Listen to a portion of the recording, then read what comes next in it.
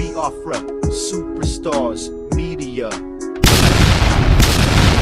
My people, how on that day? I say good morning, good afternoon, good evening, good night. Depending on where you're listening from the sound of my voice, this is the Biafra Superstars Media. I say may God bless Biafra, and may God bless His Excellency, NNAMDI KANU. May God bless, may God bless, may God bless His Excellency, the Prime Minister of Biafra, USB, His Excellency, ESN, EKPA, Simon and Joko, for the job Simon is doing. Simon, I want to say we thank you. We appreciate you. We love you because we know in your hands, Biafra has come. In your hands, Biafra will be safe. And in your hands, now that Biafra has come, the people of Biafra will rejoice. When I say the people, I mean the men, the women, the children, the old, the young, the sick, the mild, the gentle, the civilized and the uncivilized, the civilized and the uncivilized, those born in Biafra and those born in the bite of Biafra. We shall all come together under one voice, under one accord, under one union, under one government, and under one God, to scream for Hallelujah Day, the day that the God of Biafra has made. Fellow Biafrans, I want to say our people are waking up. Our brothers and sisters, they are waking up. They are becoming conscious of what's really happening in Biafra land and the bite of Biafra. Sometimes when we say these things that people are scared to identify being Biafrans, we understand why they do that, because sometimes the shock of what they went through during the Biafran war made some of them, their parents told them, never you identify yourself as a Biafran. Never you call yourself an Igbo, because they assume that way it will solve the problem. It will make them to be safe. But today I am glad our brother here, I believe his name is Bovi. He's a comedian. But today, he's taking his time. He's taking his time to do some studies, some research. So please, I want you to listen to this story. This narrative by our brother here, Bovi. I understand, those who are in that country called Nigeria, that zoo, they might not be free enough to speak out. But he spoke with codes. What he said he had coded. Please listen to what he said about what happened in the Asaba massacre. Because sometimes when we say these things, some of you might not understand why we speak the way we speak. When we say we know Nigeria very well, some of you might be saying, oh no, the Igbos are the problem, the Biafrans are the problem. Give peace a chance. Simon Ekpa is the aggressor. NNAMDI KANU is the problem. But please, I want you to be unbiased on this one. Listen to this guy. At least in this case, he's a neutral person. He's neutral here. He's not coming out shouting that he believes in Biafra or he's agitating for Biafra. He's not. He's a comedian in Nigeria. But hear what he said in this story. And hopefully it will awaken something in you. If you're ready, let's go there. Listen. I won't give you a gist. In 1967, the Nigerian Civil War was barely 3 months old, right? Nigerian soldiers advanced into Asaba, and the people of Asaba came out en masse to welcome them. They all wore white, carried green leaves, shouting, "One Nigeria, one Nigeria." But you see, days prior, the Biafran army led by Joseph Achuzia had blown up the Onitsha bridge, which meant the Nigerian soldiers don't go fit easily advance into Onitsha. This pissed off the soldiers in Asaba, and without authorization from the federal government in Lagos, they separated the men and the boys from the women. These people who are dressed up in white to receive them and welcome them, shouting "One Nigeria," and they slaughtered all of them. One of the people killed in that exercise was the late Sidney Asiodu, who had represented Nigeria in the 1964 Tokyo Olympics. Alas, Sidney could not run for his life.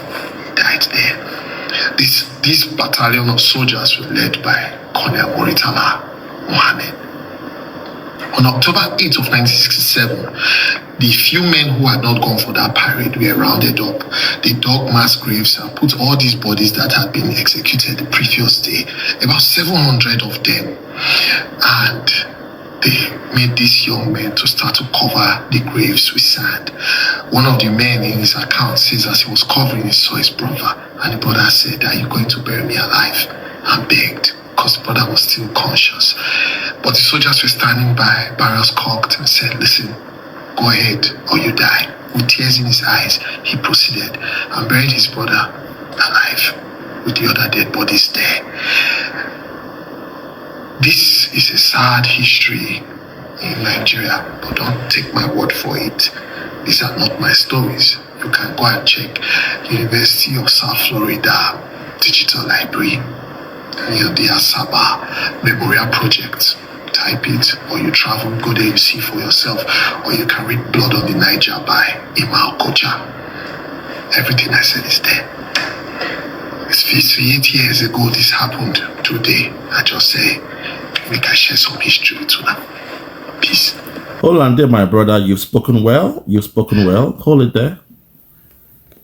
The main thing is sometimes, when you hear things like this, people might not understand the gravity of what happened during that time. The Biafra war was just 3 months old. Now you see why Ojukwu wanted to go and what? Take care of Lagos, because then the government was in Lagos. Then it wasn't about the Yoruba having Lagos. When you're at war, you make sure you hoist your flag at the heartbeat of the enemy camp. By then, Lagos was the capital. The federal government was in Lagos, so it only makes sense. If you're at war, you must get down to that place where the heartbeats of your enemies are, or the aggressors are. But today they've turned the story around and say, "Oh, Ojukwu was going to the Yoruba land." But you've just heard the account.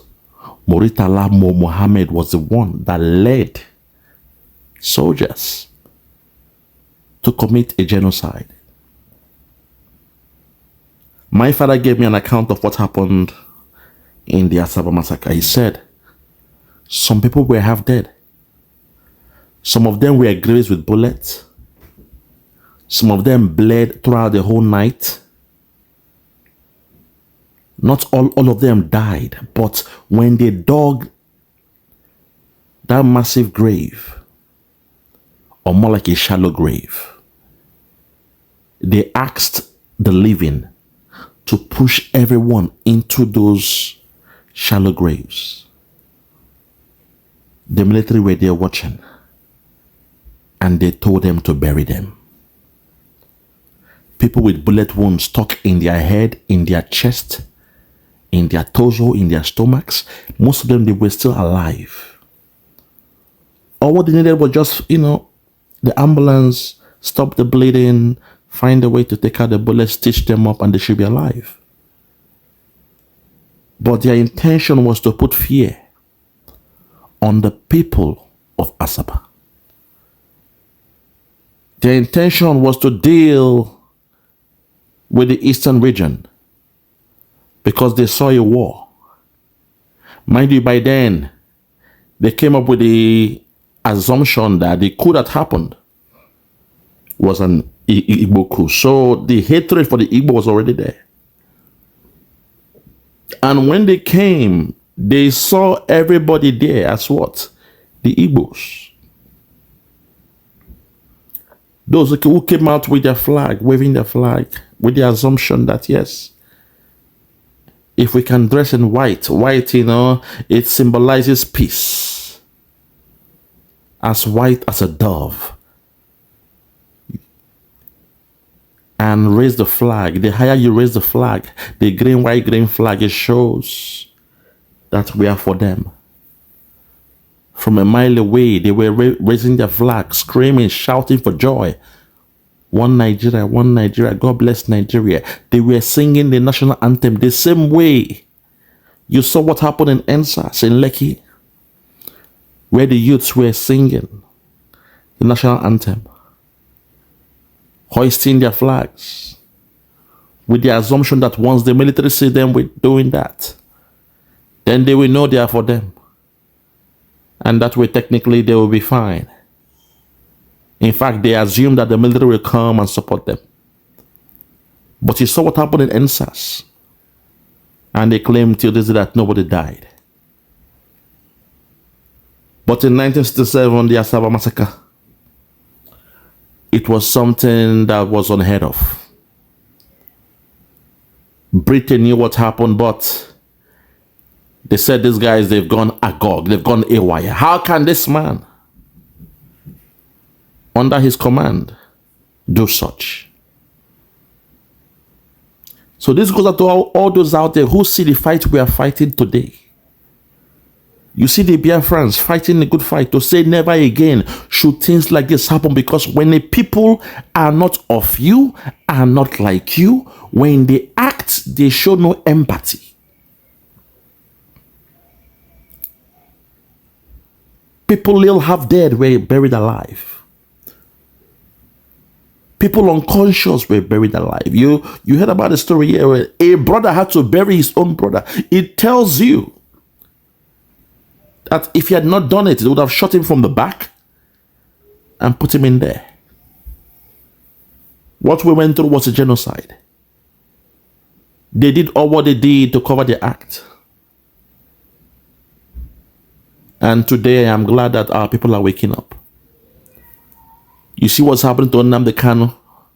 Some of you say, no, it's just the Igbos. You say the Igbos. It will only happen to the Igbos, that we have a partnership with the North.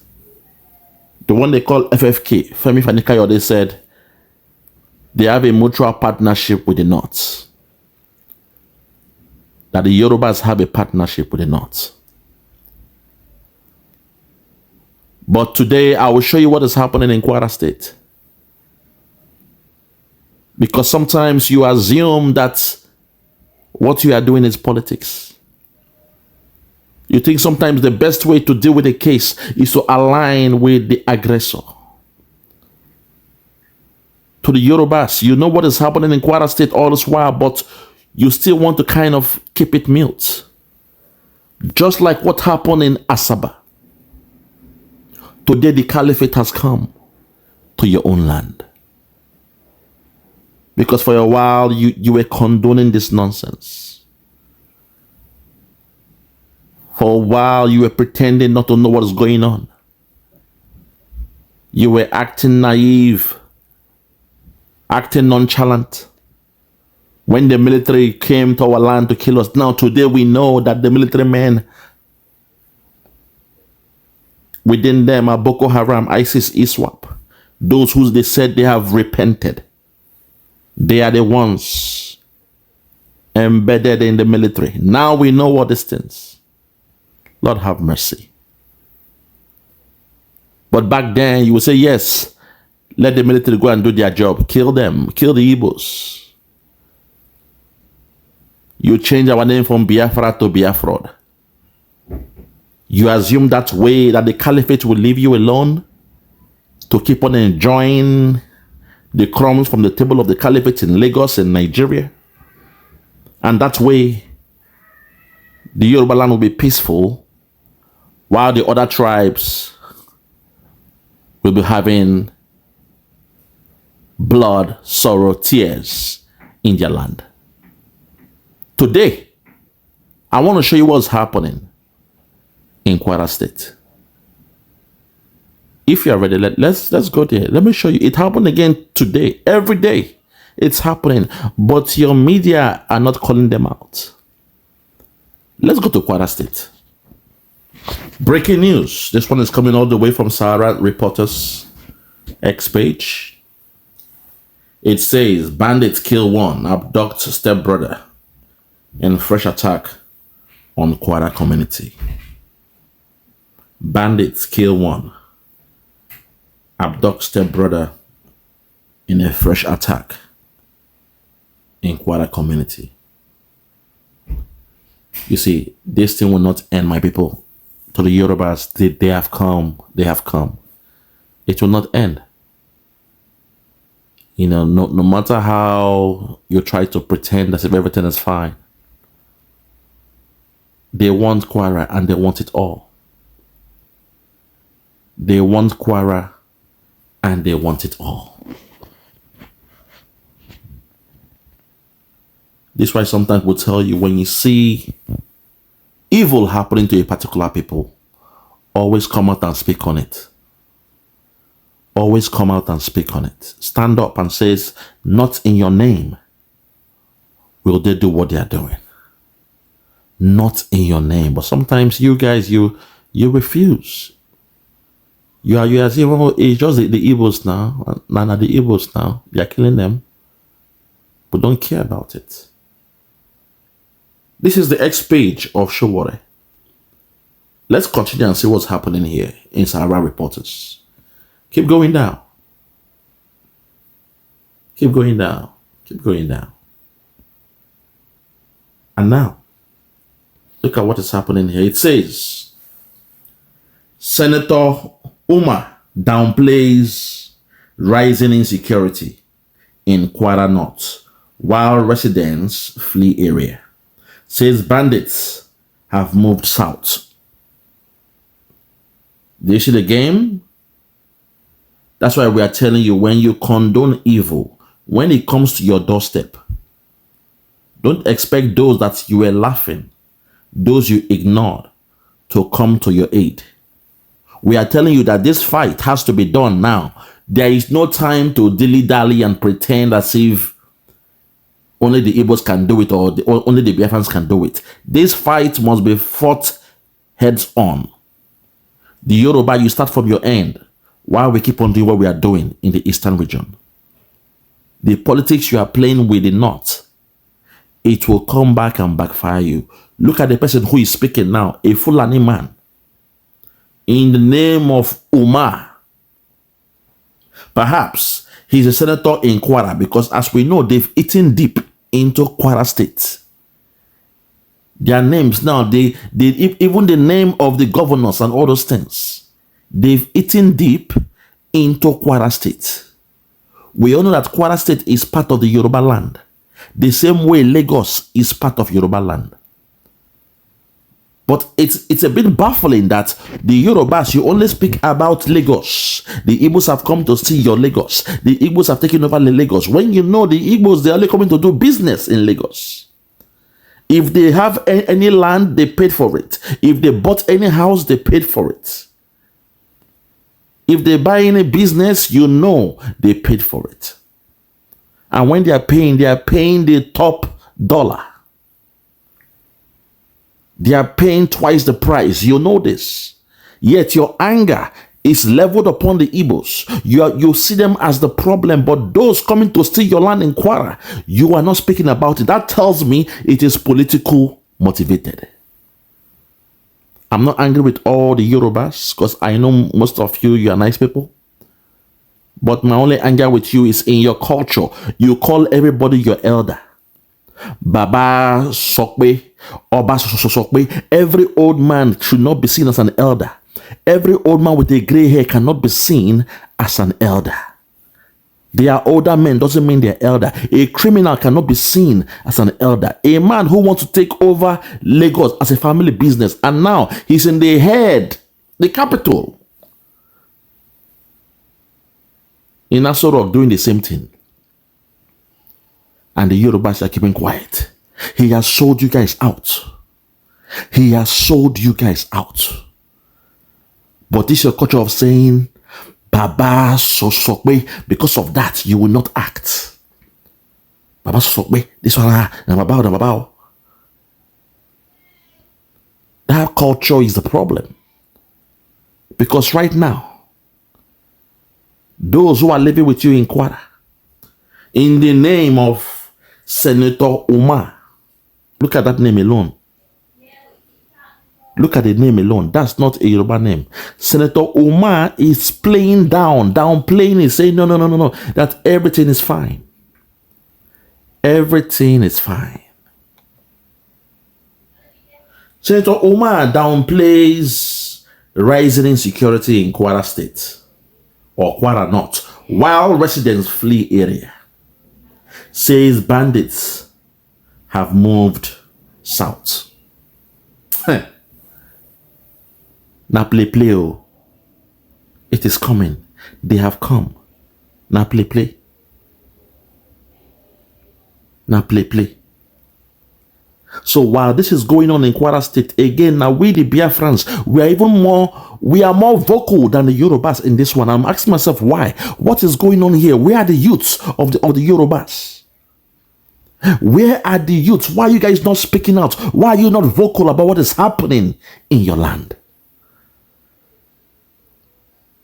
How come the Biafrans are more vocal?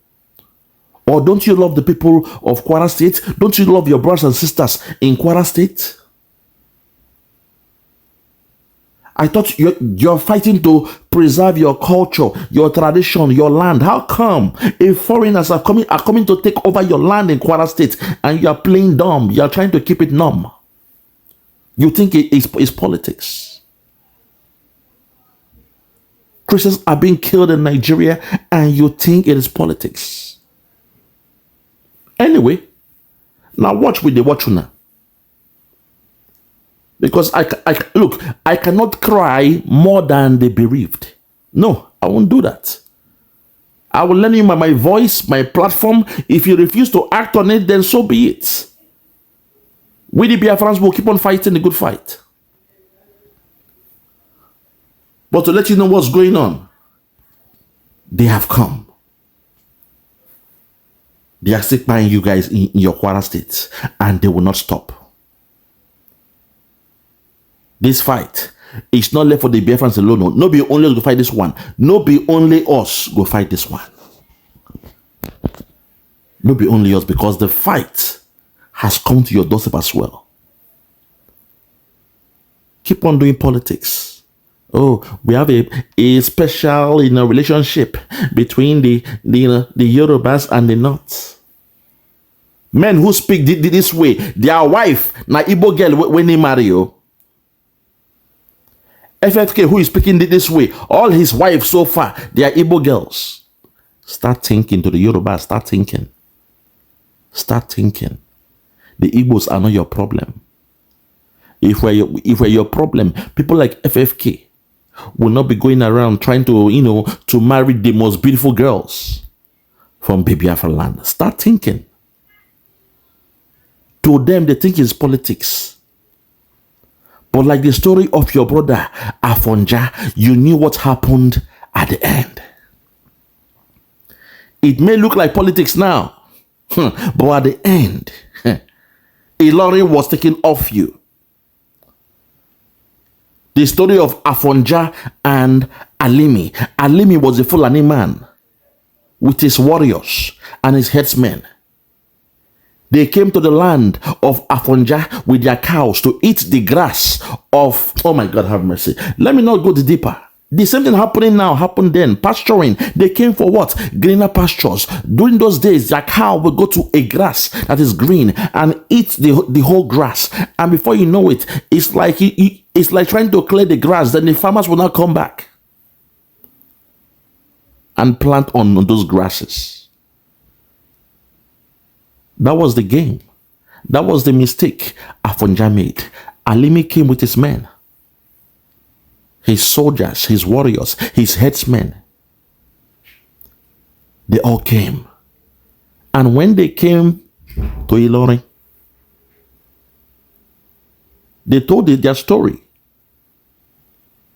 to Afonja. And he saw an opportunity that greed in him, he saw the opportunity to step in and do a deal with them to take over the communities around him. At first, yes, he was successful. Himself and Alimi was able to conquer all the neighboring states, communities around him. His fellow brothers and sisters, he conquered them. But at the end, the cabal killed him and took over that land. To the Yorubas, I will not cry more than you in this case. I will not be more vocal than you guys in what is happening in Ilorin.